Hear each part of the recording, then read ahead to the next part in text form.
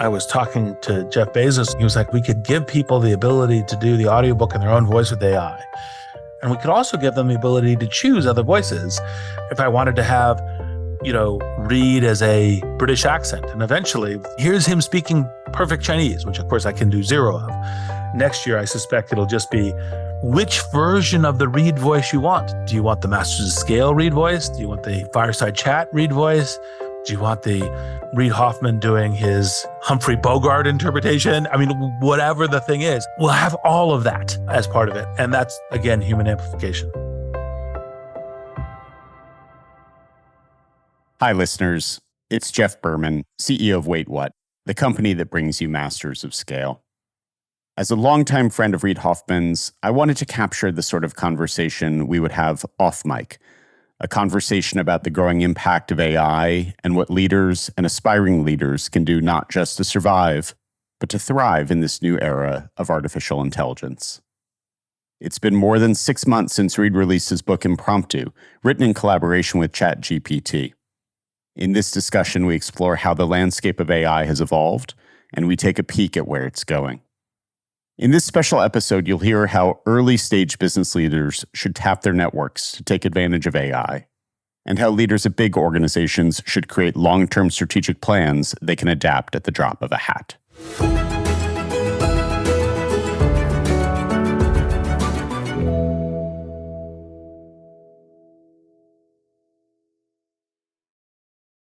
Reid, you and I sat together almost exactly 51 weeks ago, and you told me that it was time to buckle up because what was coming in AI was going to blow my mind and was going to be a wild ride.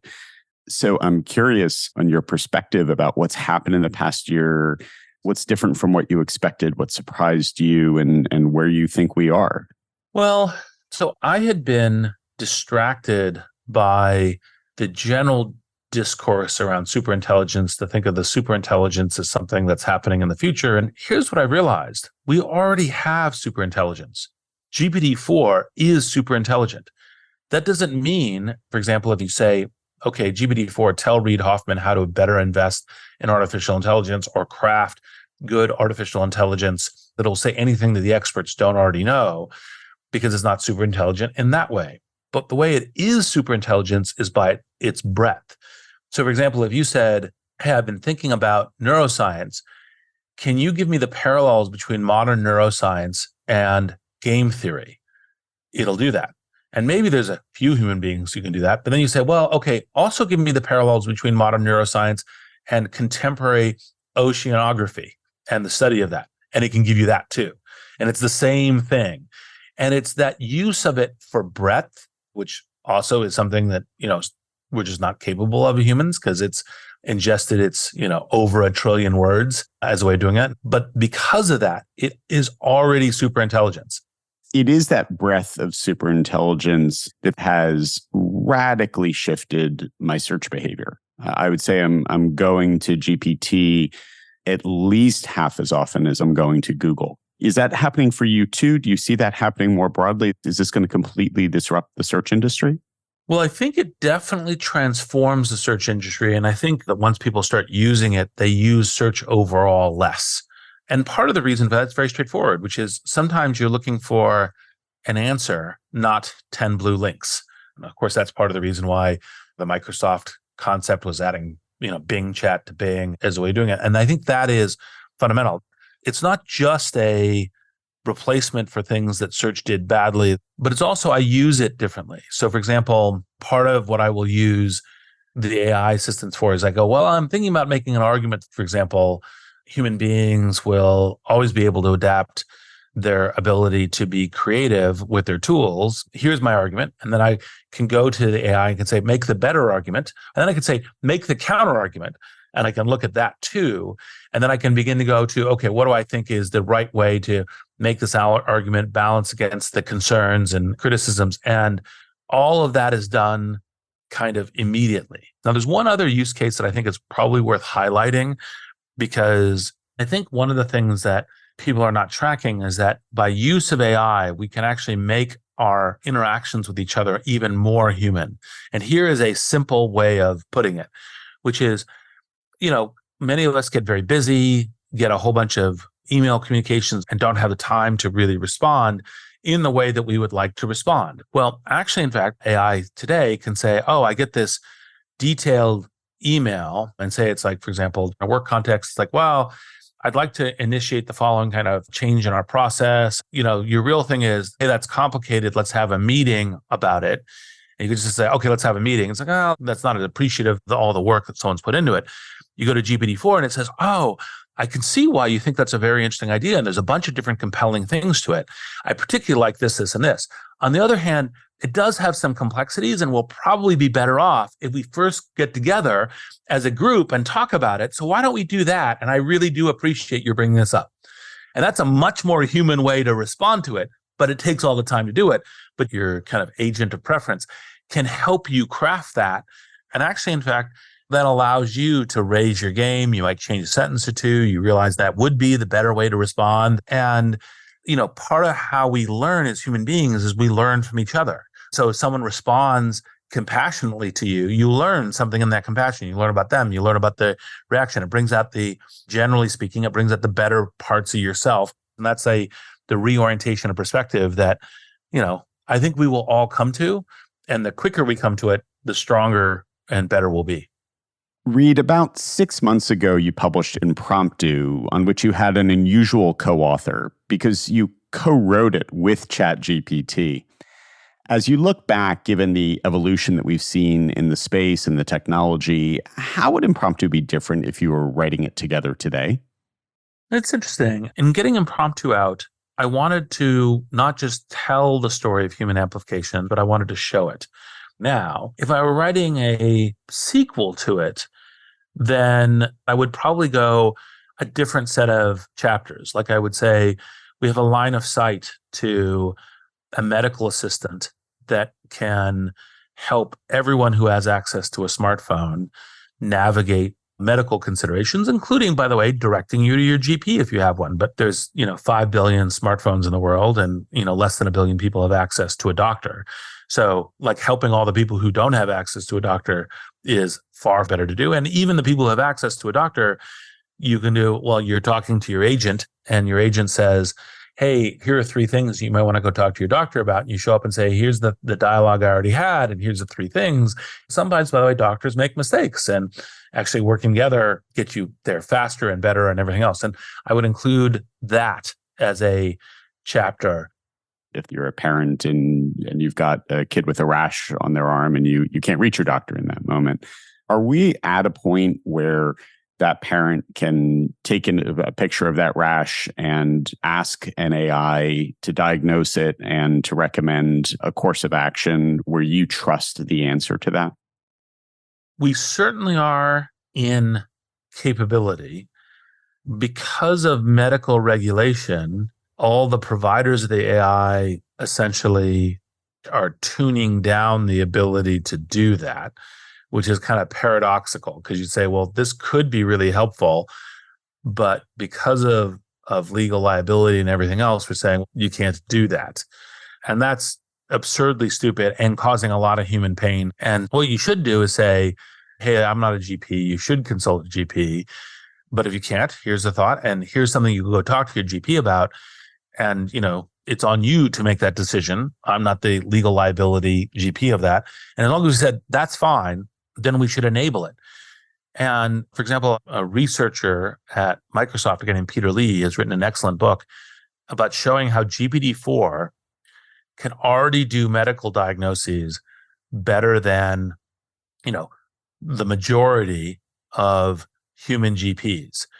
And then people go, well, is it going to replace doctors? And the answer is hopefully not, because while that can be helpful, the doctor can look at it and say, well, in this case, while it says that's the top thing, it may not actually be getting this. And maybe we should look at the second thing. So all of that is there. And the craziness is because many critics of AI believe they're being virtuous and helpful to humanity by kind of articulating their criticism as highly vocally as possible, including a lot of journalists and everything else. And then they feel virtuous because they're saying, I'm pointing out this thing that could be a danger. It's like, yeah, but that's all you're doing. And because you're not pointing out the raison d'etre to make this work, you're causing thousands to millions of human beings to suffer by not having access to this medical agent and deferring that, because you're saying the criticism is the most important thing to understand about this. And so while you think you are helping humanity, you're actually hurting humanity. And it doesn't mean don't be critical. They say, oh, you're saying never say criticism. Of course not. Navigate intelligently, but realize there is this amazing set of outcomes that are super important to billions of people, that our real question should be is, how do we get there as vigorously as soon as possible?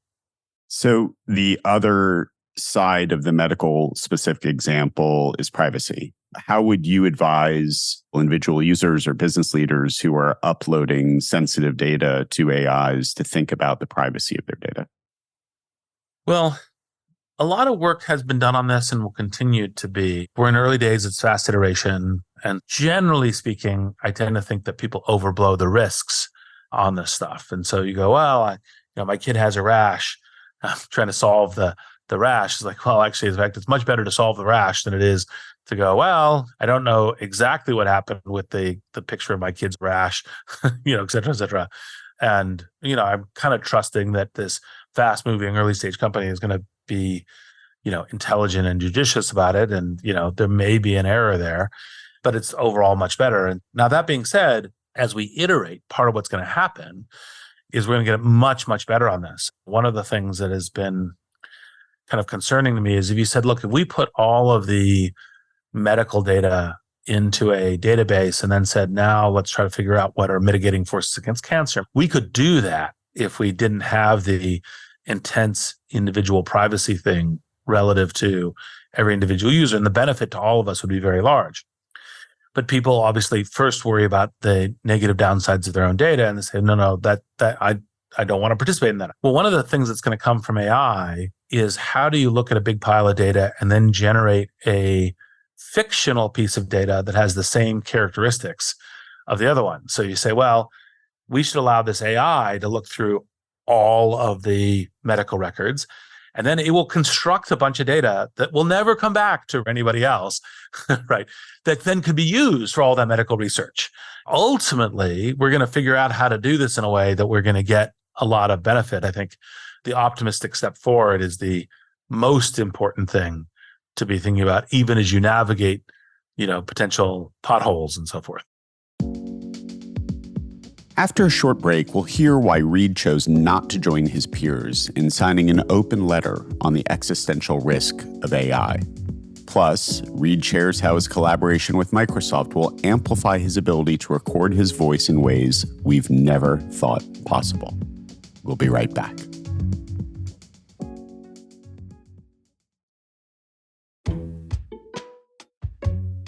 Before the break, we heard Reid Hoffman explore how individual users should consider data privacy while experimenting with AI. Now, Reid explains how not just business leaders, but leaders of all organizations who aren't tech savvy can still take advantage of AI's capabilities. Let's jump back in. I'm confident that most tech companies are already well ahead and experimenting with AI, trying to figure out how to work with it. If you're working in or running a non-tech company and you just don't have the expertise, you don't have the knowledge, you don't have the staff that's already there other than maybe playing with it here and there, what's your advice to business leaders in those kinds of companies for how to get started? What I would say is figure out within your network, which includes within your company, figure out who you have who's good at kind of being experimental, and then say, hey, can you help me with this? Engage them. And you might say, look, what I'd like you to do is figure out a kind of a micro project about how we could be using this effectively for ourselves, and then come back and demonstrate it to all of us, right?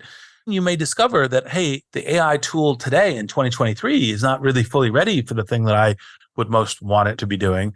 But I've now got a sense of it. And then as the AI tools evolve in 2024, and I'm paying some attention to the evolution, I might suddenly realize, oh, it wasn't this thing that I was looking for, but this other thing that could be really helpful to us. And then let's start engaging on that, and let's engage in it on an ongoing basis. roughly a decade ago, I worked at a big company that engaged in a 5-year, they called it the SLRP, the strategic long-range planning process. And when you're running digital at a big company and they're asking you to look out 5 years and model your business, it's really tough. But a lot of big businesses do work this way, and they can predictably work this way. Given the changes in AI, if you were advising a big company business leader, how would you be suggesting they revise their long-range planning process given the pace of change on AI? Well, I think try to get a sense of what do you think the parameters of change will be potentially for you in your industry.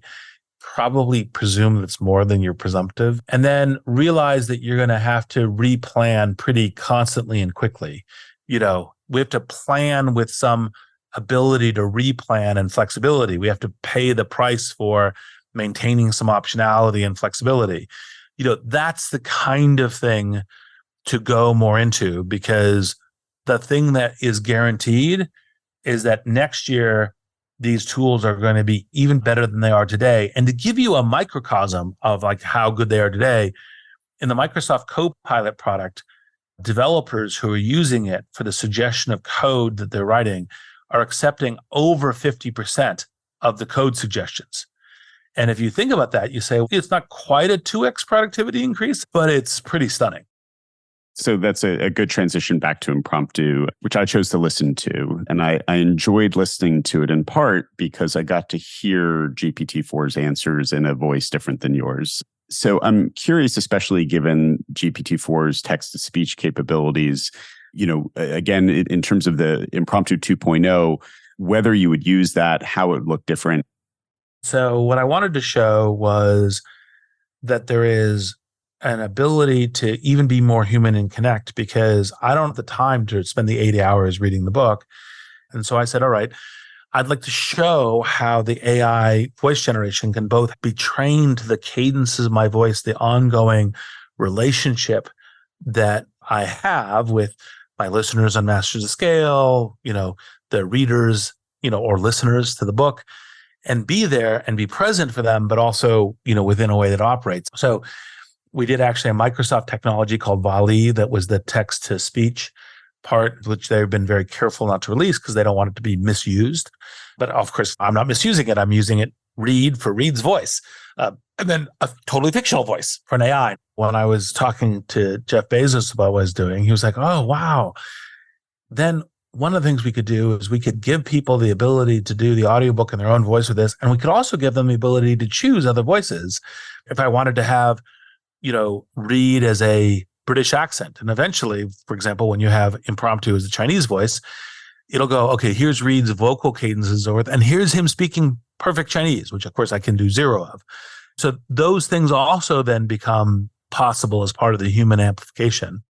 Reid, the ability to create different accents, to speak in different languages, to immediately translate you into a perfect dialect.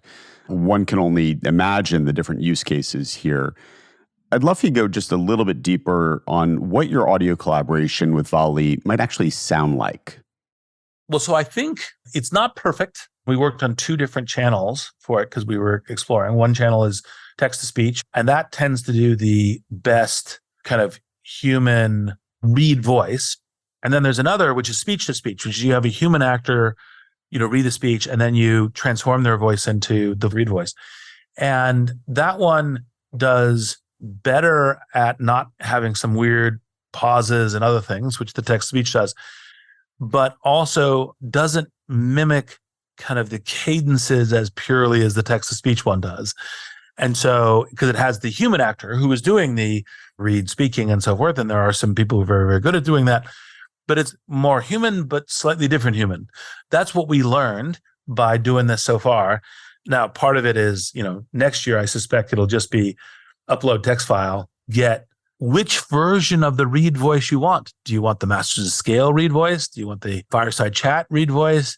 Do you want the Reid Hoffman doing his, kind of Humphrey Bogart interpretation? I mean, whatever the thing is. I don't know if that one will be next year, that one maybe the year after, but we'll have all of that as part of it. And that's part of, again, human amplification.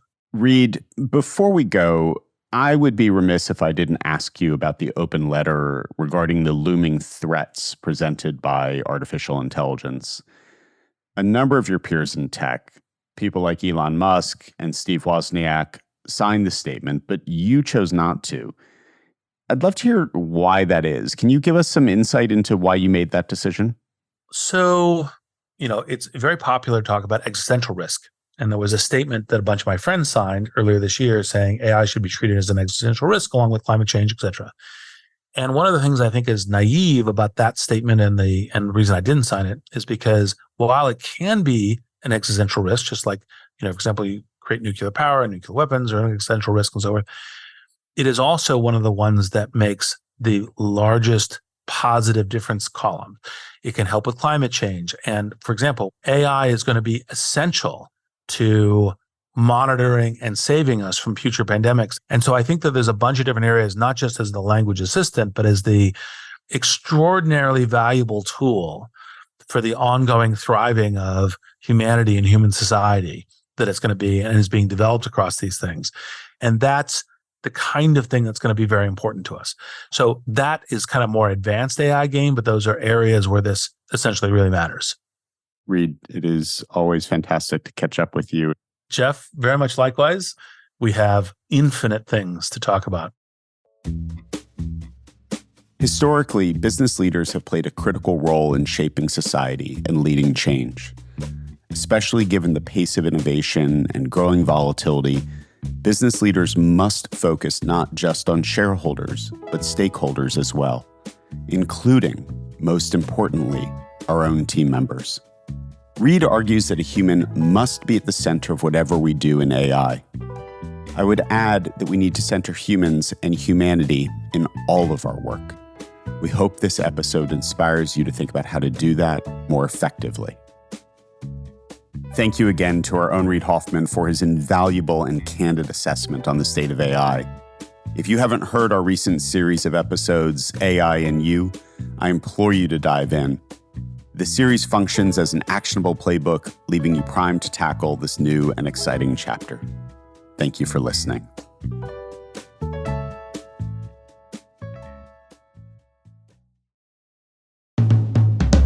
Masters of Scale is a WaitWhat original.